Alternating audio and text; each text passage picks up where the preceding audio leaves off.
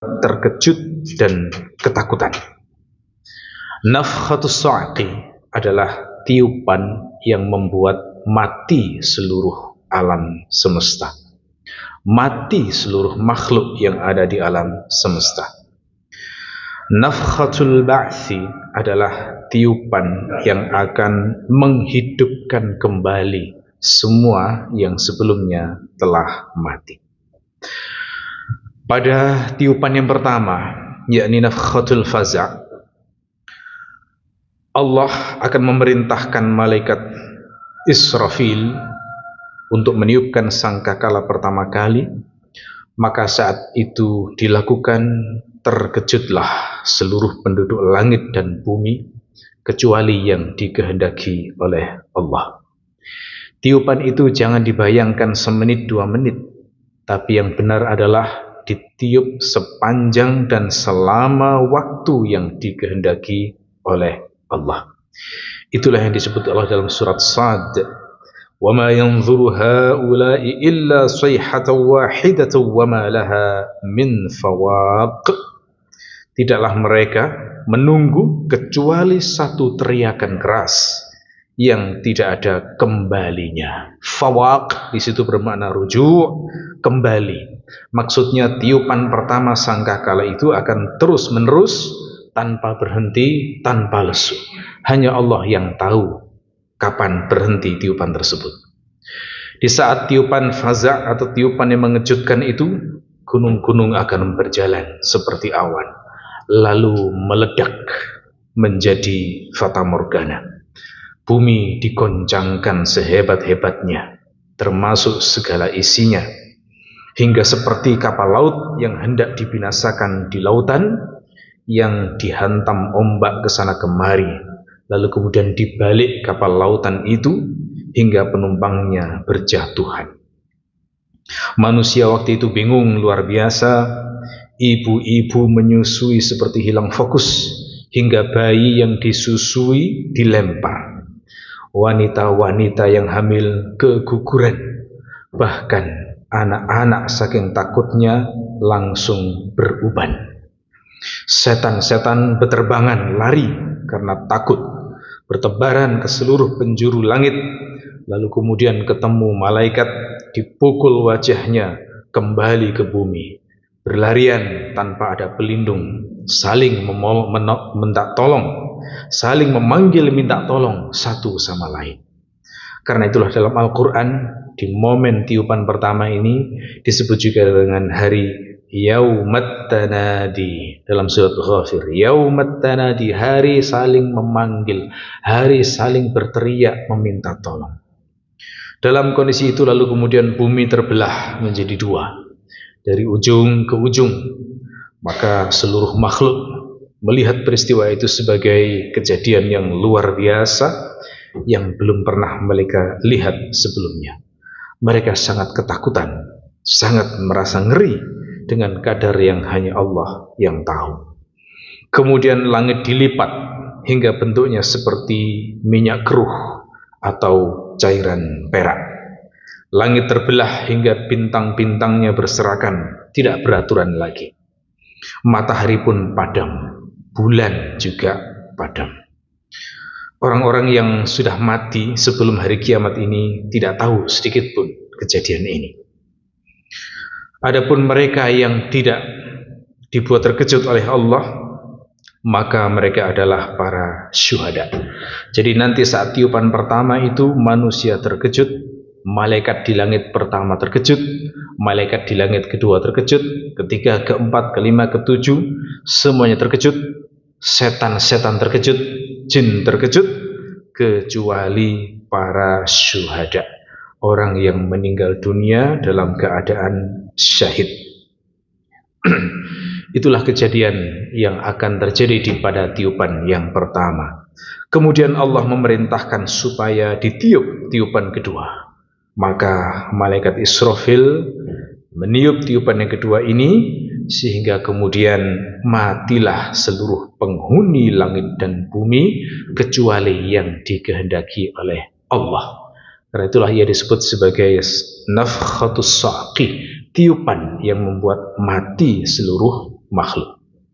Ketika semuanya sudah mati, manusia sudah mati, jin-jin sudah mati, setan-setan sudah mati, malaikat di langit pertama hingga ketujuh pun juga sudah mati, maka datanglah malaikat maut kepada Allah Al-Jabbar, kemudian melaporkan, "Ya Rabbi, sudah mati seluruh penghuni langit dan bumi kecuali yang Engkau kehendaki."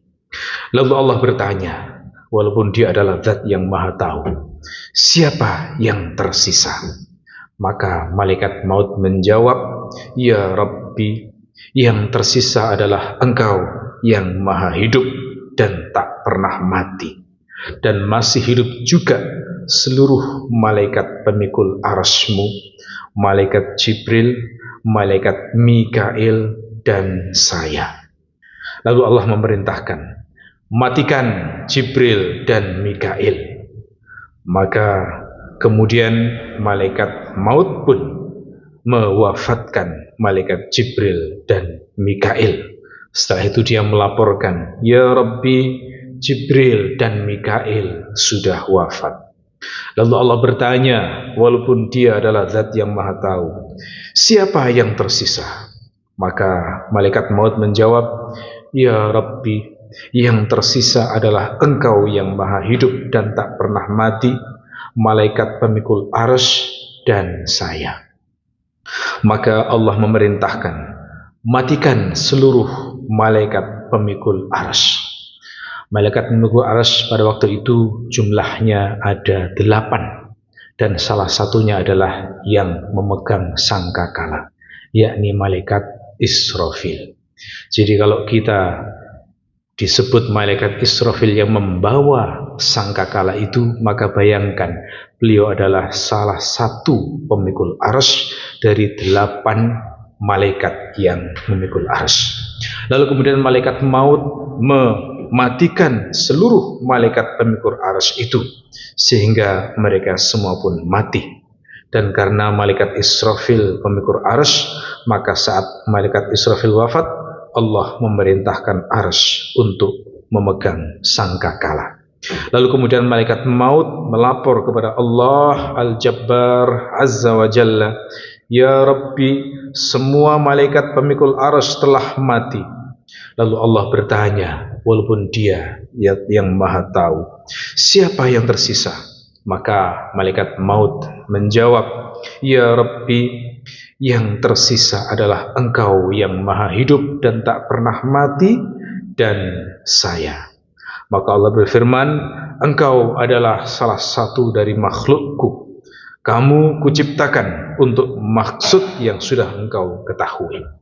Maka sekarang matilah." Ini adalah pelaksanaan janji Allah, "Kullu nafsin za'iqatul maut." Semua jiwa pasti akan merasakan kematian, termasuk malaikat pencabut nyawa juga akan merasakan kematian. Maka malaikat maut pun berteriak dengan satu teriakan yang sangat keras, yang seandainya didengar oleh seluruh penghuni langit dan bumi waktu itu, pasti semuanya akan mati karena ketakutan. Lalu kemudian dengan teriakan itu, malaikat maut pun wafat. Jadi di antara seluruh makhluk Allah pada tiupan yang kedua ini, yang paling terakhir meninggal dunia adalah malaikat maut. Dan malaikat maut pada saat sudah diwafatkan, maka beliau tidak akan pernah hidup lagi setelah itu. Karena malaikat maut diciptakan hanya untuk mencabut nyawa, sementara di akhirat sudah tidak ada lagi kematian. Begitu malaikat maut diwafatkan, maka tidak ada lagi penghidupan lagi, karena sudah tidak ada lagi tugas yang harus dilaksanakan.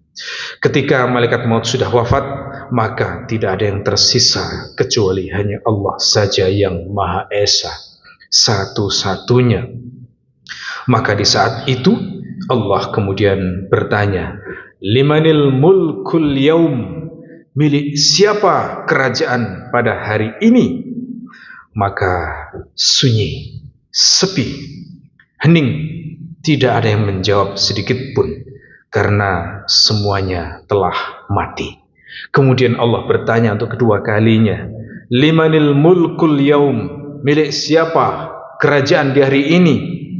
Maka suasana tetap sunyi, sepi, hening, karena tidak ada yang menjawab, sebab semuanya telah mati.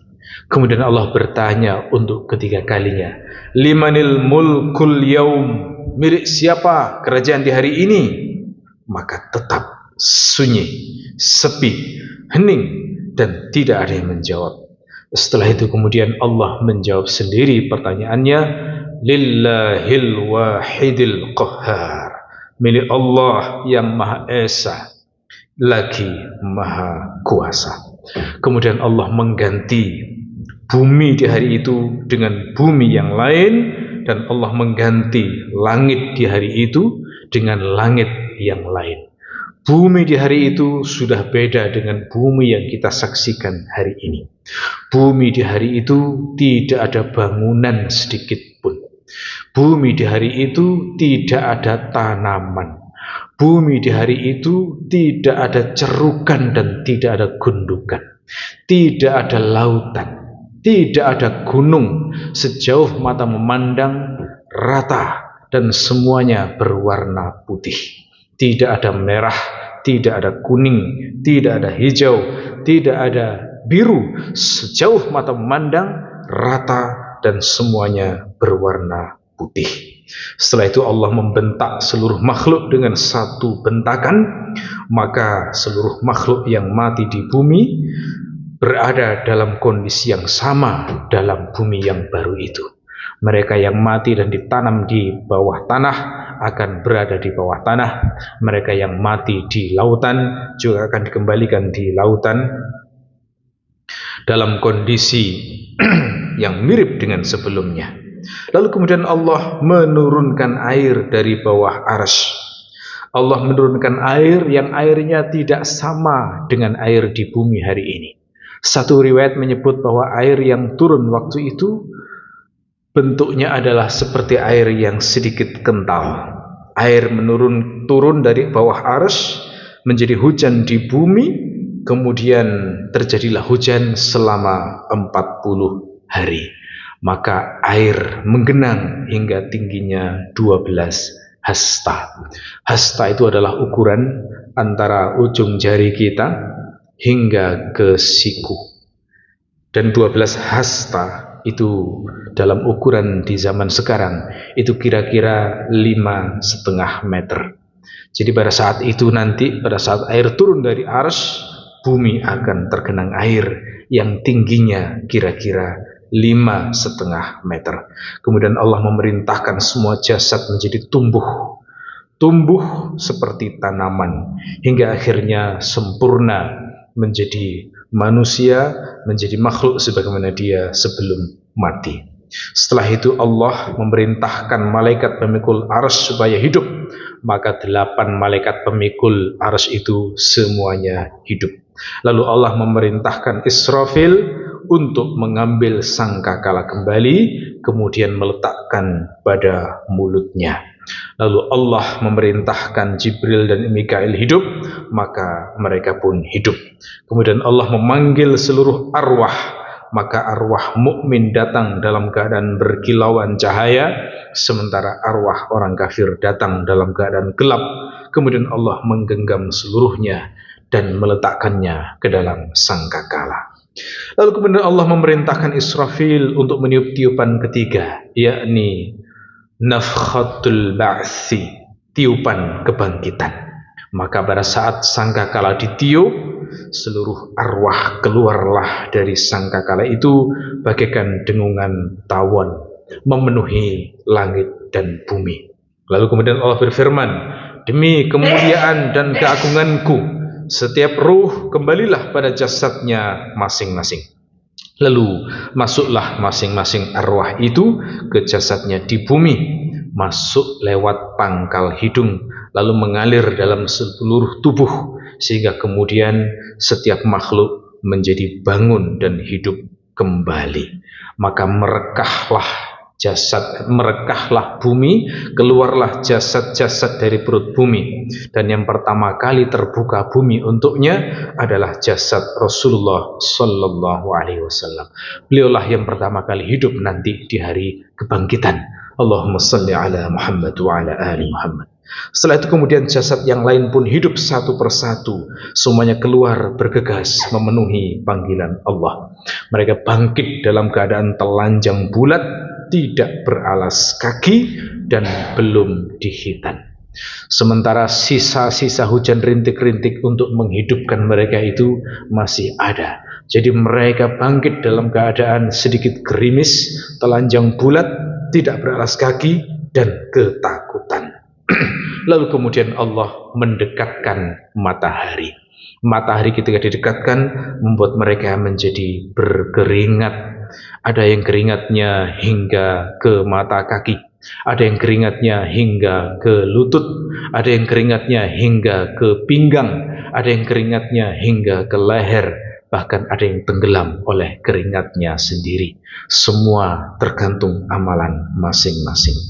Di hari itu, kata Ibnu Katsir, semua mukmin dan kafir akan berdiri di suatu tempat yang disebut dengan padang mahsyar selama kira-kira 70 tahun. 70 tahun akan dirasakan berdiri semua orang, mukmin maupun kafir, soleh maupun tidak soleh.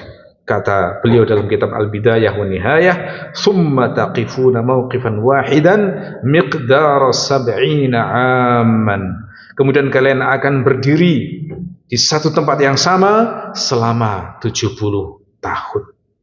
Mari kita bayangkan betapa beratnya hari itu. Sangat berat sekali. Apa yang kita lakukan sholat hari ini hampir 1 jam, tidak ada apa-apanya dengan beratnya di hari itu. 70 tahun.